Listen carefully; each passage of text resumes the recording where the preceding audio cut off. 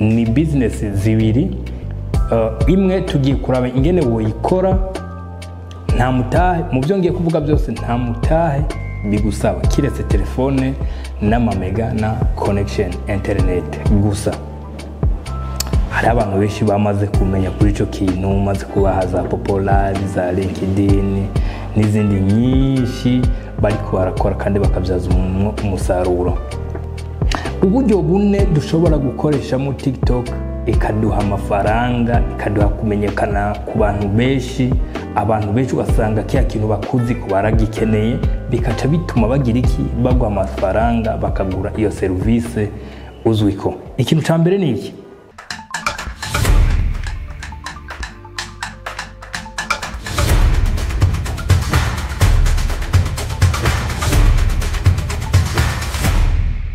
Banwanyi ba We Talk Business, ni Shadow muri kumwe. Get rich or die trying, never stop learning. Alright, ni Shadow muri kumwe, mugiye kuyaga ibintu bishobora kuba bishika kuri bitanu. Bine biza kuba bishikimikira ku kintu kimwe, ikindi kintu kiza kuba gishimitse ku bwacu. Ni business zibiri. Imwe tugiye kuraba ingene woyikora nta mutahe, mu byo ngiye kuvuga byose nta mutahe bigusaba kiretse telefone n'amamega na connection internet gusa. Hari abantu benshi bamaze kumenya kuri ico kintu, maze kubaha za Popular, za LinkedIn n'izindi nyinshi bariko barakora kandi bakabyaza umusaruro. Ngiye rero tugiye kuyaga uburyo bune ushobora gukoresha TikTok yawe ikaguha amafaranga. TikTok ni iki? Komanzi cyo kintu ndagisigura. TikTok ni urubuga nk'uko kwa Facebook, nk'uko kwa YouTube and so suite. Ushobora kwimenyekanisha ko, ushobora kwidandariza ko, ukamenyekana mu kintu runaka. Abantu bakakubona bakavuga ni ujya ni wa wundi tuzi kuri iki. Donc uburyo bune dushobora gukoresha mu TikTok ikaduha amafaranga, ikaduha kumenyekana ku bantu benshi. Abantu benshi ugasanga kiya kintu bakuzi ko baragikeneye, bikaca bituma bagira iki, bagwa amafaranga bakagura iyo service uzwiko. Ikintu ca mbere ni iki? Ikintu ca mbere mu Burundi, wewe uri kuraba iyi video, urazi umuntu yoba avuga ni uyu munsi nza gutonda kuri live kuri TikTok ngiye kwigisha icongereza canke igifaransa. Hari n'umuzi iyo si ide none. Erega abantu benshi nuko TikTok bariko barayikoresha kutariko mugabo gwa rubuga wo gufasha kumenyekana ningoga kandi ibikorwa byawe bikamenyekana vyihuse kuko ikurikanwa n'abantu benshi. Ndagiye kukubwira ibanga ushobora gukoresha kugira izo live uzitangure vyihuse. Icyambere live zo kuri TikTok kugira uzitangure nuko ubufise abantu igihumbi bagukurikirana. Abo nabo ukoresheje iyi strategy ngira ndakubwire ushobora no kubaronka n'amaburiburi mu kiringo kitangana n'ukwezi. Meme mu kiringo ca une semaine ou deux semaines ushobora gusanga abo bantu wabarose ukaca utangura ama live. Ubwo nyene ubagikwira system ya TikTok ikikwandikira yuko urose uruhusha ko gutangura gukora live. Strategy wakoresha kugira abo bantu ubaronke mu kanya gatoya ni iyihe? Icyambere ni ryari abantu baba bari kuri telefone cyane, dufatira mu gihugu cy'u Burundi, meme wanashima muri Afrika mu gatondo oya, kuko baba bari ko baraja kubuzi, abandi baba bari kwishure and so suite. Mugabo uhereye saa sita ukavuga nti okay, nihaye discipline yo gupostinga n'amaburiburi video zitatu ku munsi. Izo uzipostinze guhera saa moya z'agatondo kugeza saa sita z'agatondo, nta feedback iri positive yo kuronka abantu igihumbi uzoronka kuko abantu ntibaba bari kuri telefone. Ariko ni watangura gupostinga saa sita, poste ya mbere saa 9, poste ya kabiri saa 12 canke saa moya saa 2 nkuko, poste ya gatatu account yawe izoduga mukanya isase utari witeze. Ikindi naco gerageza posting ibintu bihuye n'iki na niche yawe canke ibintu ubona ati ibi bintu abantu barabikunda cyane, jewe target vise nuko nibakwira 1000 nzoca ntangura rero gukora ama live ya cakintu ushaka yuko abantu bamenya ko yama service abantu mbona yuko bashobora kuzonkenerako.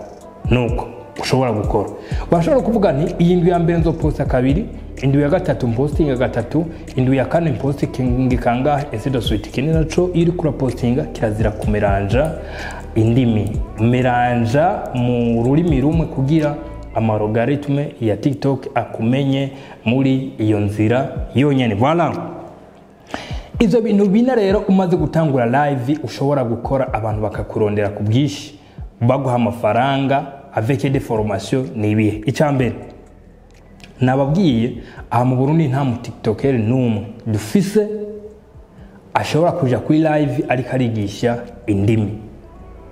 Mu bindi bihugu iyo business irakomeye cyane gose, hari live abantu baza gratuitement, mugabo hariho n'abazogusaba bakagusaba ati je vraiment ndakeneye kunyigishiza abantu, je vraiment ndakeneye kwiga icyongereza cyangwa igifaransa.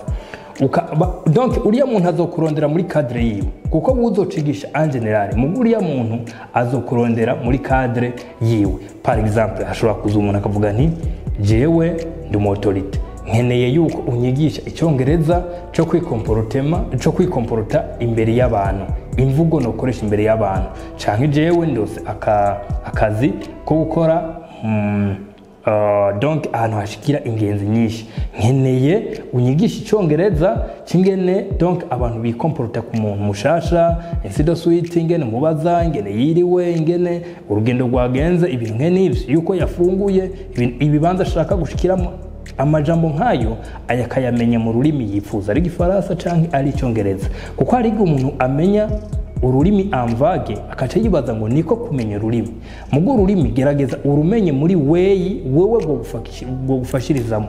Donc kuja kuri TikTok no kwifatira aka screen kawe, donc akabandikako ukisuplika ama bijye nyene twize mu cyongereza, mugo ukagerageza ukabidevelopera abantu. Ico genda kubwira uzohungukira ibintu bibiri. Live za TikTok zirahemba kuko hari abantu bazobishima bakaguha ama gift.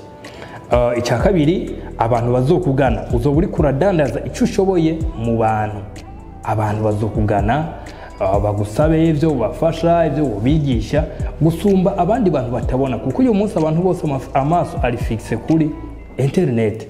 Donc il faut yuko tuja kuri internet tufise ico tuviza. Iyi ni inzira ya kabiri ushobora kuja kuri live ya TikTok ugamije yuko abantu bakumenya ko niki. Urashobora wewe gutora telefone yawe ukaja kuri live wigisha guteka. Iki kintu gyanda gisubiremwo mucumve neza, guteka. Urashobora kuvuga nti wewe kumbwiye ko ukeneye guteka, dutangurire rimwe tuze guhereza rimwe, kuburyo wewe nyene bari buza kumbwira nti inyuma y'isaha zingahe, instead suite biraryoshe washizemo amazi nkayo na ujya mu ntari kagukurikirana yashizemo amazi nkayo nawe yashizemo ibirungo nk'ivyo nawe washizemo, instead suite komsa uzosanga abantu bari ko barakurondera ngo dutekere mu manza, ngo dukorere iki, ngo twigishe live, ngo twigishe donc guteka physiquement. Donc ube umumetre cuisinier muri ubwo buryo. Wamenyekanye hehe? Wamenyekanye ku mbuga. Tutabeshanye, hari live y'abarundi mukunze kubona bari ko barigisha ico kintu kuri za TikTok. Nibaza yuko atawe, nimba tawe no kuvuga mugati kwa tubona yuko bakenewe, no kuvuga ni opportunité. Donc ni opportunité mugabo ikiri vide mu gihugu cyacu. Uburyo bwa gatatu ushobora kugenda kuri live ugashobora kuronka abakugana. Ni mu buhe buryo? Ni mu gihe ushobora gufata imashini yawe ukagerageza nimba uri umutrader, hanyuma ukabereka ama strategy uri bukoresha, ugasanga umaze umunsi wose donc uri kurakora n'ivyo uri kurakora bari ko barabibona. Donc comme ça mukajana ivyo uri kurakora bakayibona, ama position ufata bakayibona ainsi de suite. Impamvu yifashe, impamvu winjiye mu isoko, impamvu uvuye mu isoko, ivyo byose bakayibona, bizotuma ukurikirwa n'abantu benshi cyane. Inshuro igira kane novuga ushobora gukoreshamwo TikTok, nagira nsabe umuntu wese azi yuko afise telefone mugabo atakazi afise canke ashaka akazi ko bakisumbuye, iyo opportunité ntimucike. Iyo opportunité ikora gute? Mu bindi bihugu novuga yuko bamaze kudusiga muri nkene ubwo buryo.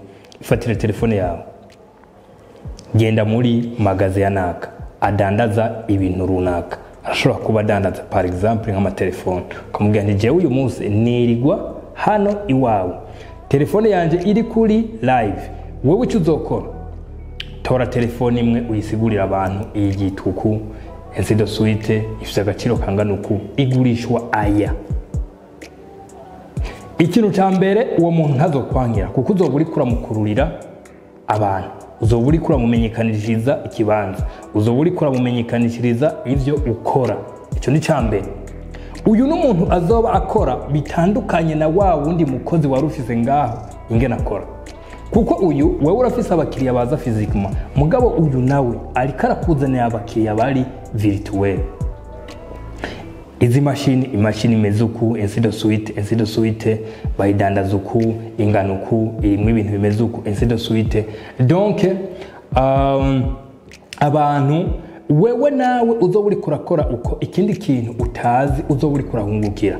Ejo ayo ma live urashobora kuyakora utari mu shop ya muntu, ukayakora ayo ma live ukayakora uri imuhira iwawe, uri kurasigura ya ma produit nyene, abantu bakaguha amakomande, bakaguha n'amafaranga, hanyuma ukagenda udelivaringa ayo ma product. Iki kintu sinzi ko magitahu.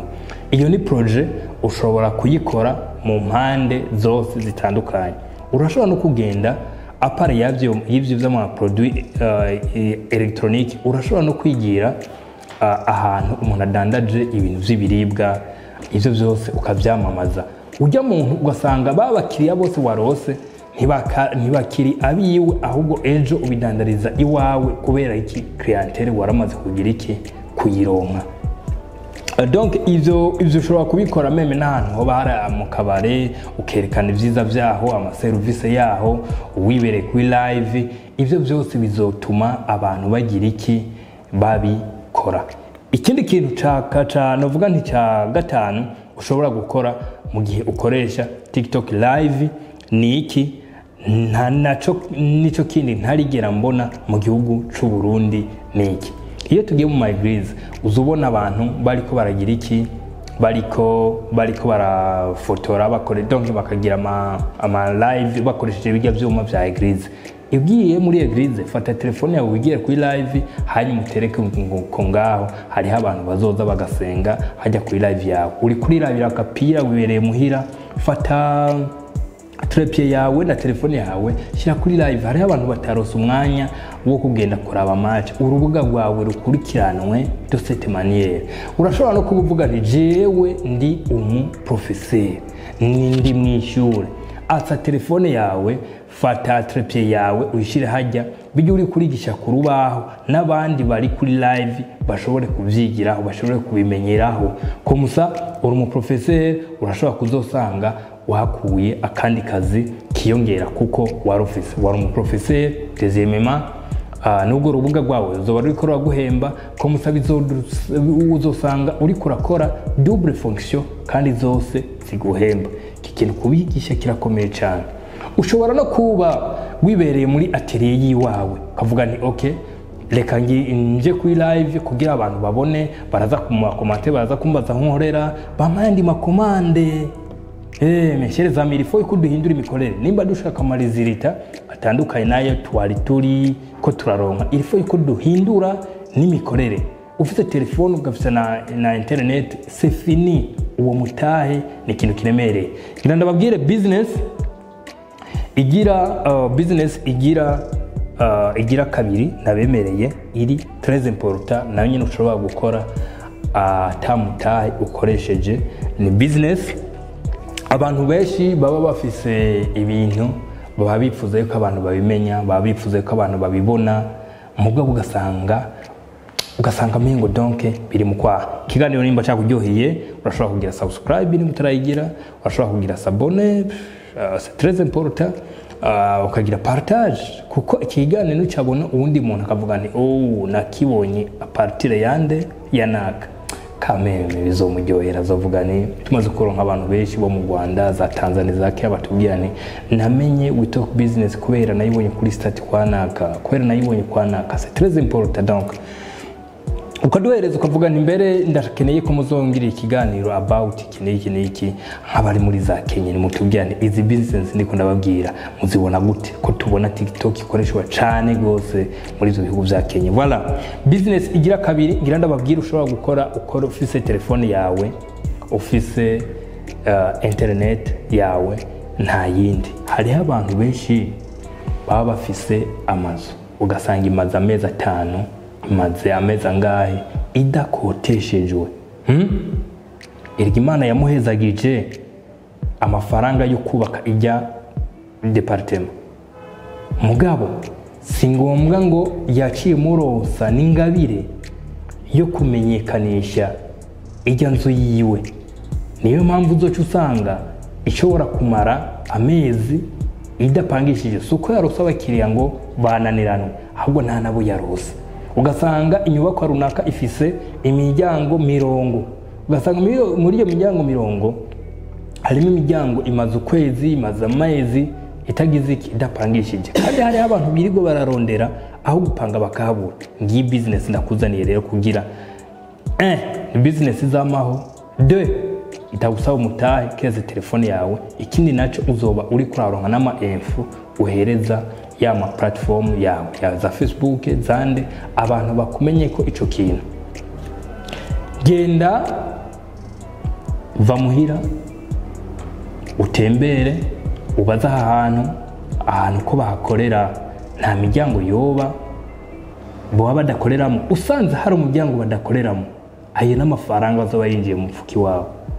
Cuyimansiona iyo niyo content uza gutanga kuri za TikTok, niyo content uza gutanga kuri Facebook. Donc uza kuvuga ni umuntu akeneye inyubako, nimba ari biro, nimba ari yo kubamwo, nimba ari yo gukoreramo, nimba ari yo gukoreramo conference, uvuge ni umuntu akeneye inyubako iri hagati yaha naha andondere. Komsa hari abantu bazovyifuza bakaca baza bakakurondera, ugasanga page yawe par exemple ni ya Facebook cyangwa ni TikTok cyangwa Insider Suite, ugasanga ubwo rubuga rwawe ruzwi ko ivyo bintu byo kuranga ibintu by'abantu. Ejo mbere guzoca utangura uvuge nti ndiko ndaranga n'amazu yo mu bindi bihugu, ukavuga ni je nibereye Burundi mugabo ndiko ndaranga inzu iri muri Uvira. Donc kubera iki bariya wirisifi yuko uzokwidandaza kitaske n'umuntu ari muri Angleterre ashobora kuvuga ni inzu yanjye ngahana cyangwa irahana ikeneye umuntu ayipanga abantu bakurondera. Ikibazo nabonye muri business nkene abantu barayikora mugabo bakaguma bashaka kuyikora localement gusa. No, visa kuri cyane, visa yuko kuvuga ni n'ikintu cyo mu Rwanda ahanaha ngira ndakirange, ngira ndakidandaze, ngira ndagi donc ndacamamaze nakani yabibona kameme Insider Suite. Donc iyo ni business nabonye kandi iri rentable kuko ivyo nibikorwa bizamaho. Iri gushobora no gukuza igikorwa cawe, ejo kavugana reka nkore site web abantu bazoza baragira. Ejo uca wagurirako ugasanga bavuze nti meme na tourisme nayo nayijimo ibibanza vyiza vyiratiro. Hari abantu bavuga none umwana wanje ndashaka yuko muri weekend agenda kuruhuka gukina n'abandi bana Insider Suite. Donc cyo ukavuga nti naje ubwanje amamiriye donc agufasha kwiyumvira cyane. Amamiri usanga ari karume, hari abantu baba bakeneye ivyo mugabo bace bibaza ngo ntibihari kubera iki ntivyamenyekanishijwe.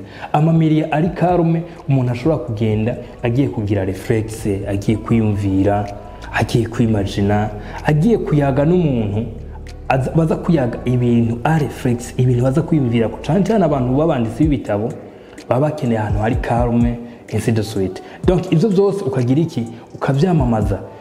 Kuvyamamaza biza kukuvyarira amafaranga kandi nayo ma content uza kuba uri kurashira ku mbuga biza kukuvyarira amafaranga. Donc c'est très important. Aza très important ni business zibiri naribazaniye zidasaba umutahe ahubwo zisaba iki kufise telefone n'amamega no guhozako reka kuvuga ngo uyu munsi ntabo warose no. Donc c'est très important kwira mu bisagara byinshi bishoboka. Amamaza inzu iri Muyinga kandi wowe wibereye Ingozi.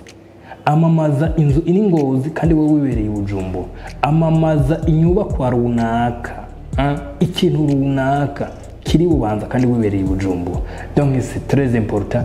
Ni business ushobora no kuvuga nti je ndavuye mu Burundi ndagiye mu bindi bihugu mugabo ukazoguma ugira iki ukazoguma uyikora kubera iki ni business ugendana. Ni business uzamako uzamana. Donc c'est très important. Ndakeneye muri commentaire zanyu mumbwira ingene izi business muzumvise ingene muzakiriye kandi uzoyikora anyandikire agashimwe kamimizo mimbara voilà. Donc nizitwage turayage turabashimiye kwa mwadukurikiranye ndabashimiye cyane nawe utaha ciao.